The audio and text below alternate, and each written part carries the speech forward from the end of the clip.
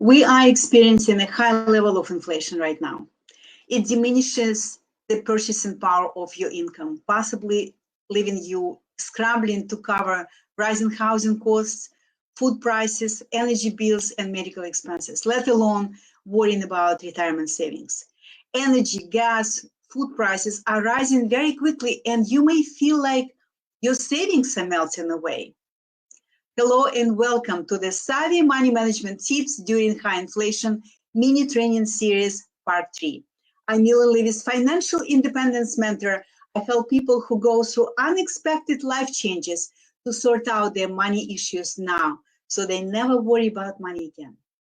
In today's episode, we'll continue talking about the tips you can use to combat the inflation.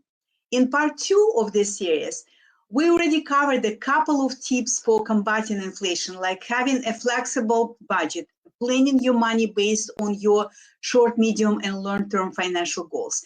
Now, in addition to the tips we already discussed, you can protect your investment portfolio during inflationary period by investing in assets that historically helped hedge against inflation.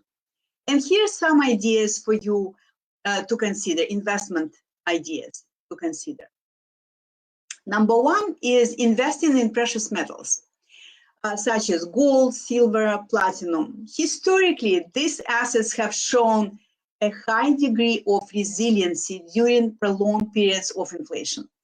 Investing in precious metals can also help diversify your portfolio if it's comprised mostly of stocks and bonds. Although this asset class doesn't yield income, it's considered to be a time-tested insurance for your money. And sometimes we need insurance, often. And there are ways to buy precious metals into your retirement accounts. And personally, I recommend to buy physical precious metals. Okay, let's talk about investment idea number 2. Investing in commercial real estate, which could include houses, apartment buildings, storage complexes, office buildings, industrial facilities, etc. Any property that is owned and operated for the purpose of generating income. Okay, this differs from residential real estate, which is used primarily for your living space, unless you use part of your residential property as an Airbnb. But single family houses considered to be residential real estate, and they're fine if that's what you want to invest in. This kind of investments protect against inflation because as inflation rises, so do property values and monthly rents. You can buy real estate directly or invest in it indirectly via shares of real estate investment trust, REITs. Directly investing in real estate can be lucrative and comes with several tax advantages, which is for many people who are in a high tax bracket, it's very attractive. However, the significant upfront cost and expenses for transactions and maintenance of real estate properties could be prohibitive for many people, right? And the share-based ownership of real estate, like REITs, stocks, and REITs funds, remove these disadvantages and provide a more efficient way to establish a diversified real estate portfolio. All right, moving along, let's talk about investment ideas number 3, which is investing in equities, also known as stocks, which are shares of ownership in publicly traded companies. You can buy a basket of stocks, like index funds or ETF, exchange traded funds, in addition to individual stocks. In general, cyclical stocks like car manufacturers, airlines, furniture retailers, clothing stores, hotels, and restaurants are the most effective at battling inflation, the most effective stocks that help you to battle inflation. Although right now, energy stocks and funds could be good investment options, okay? Pay attention to this. the relatively high return potential and pricing power of these types of companies can help increase the long-term value of your investment portfolio. In addition to, in addition to cyclical stocks, certain companies that depend on the macroeconomic environment, like global supply chain disruptions, wars, pandemics, etc., these macroeconomic disruptions can also companies that do very well during these disruptions can also have high growth potential, right?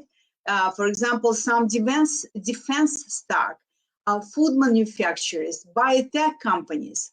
So think about diversifying along this companies based on macroeconomic situation right now, which we have a few issues.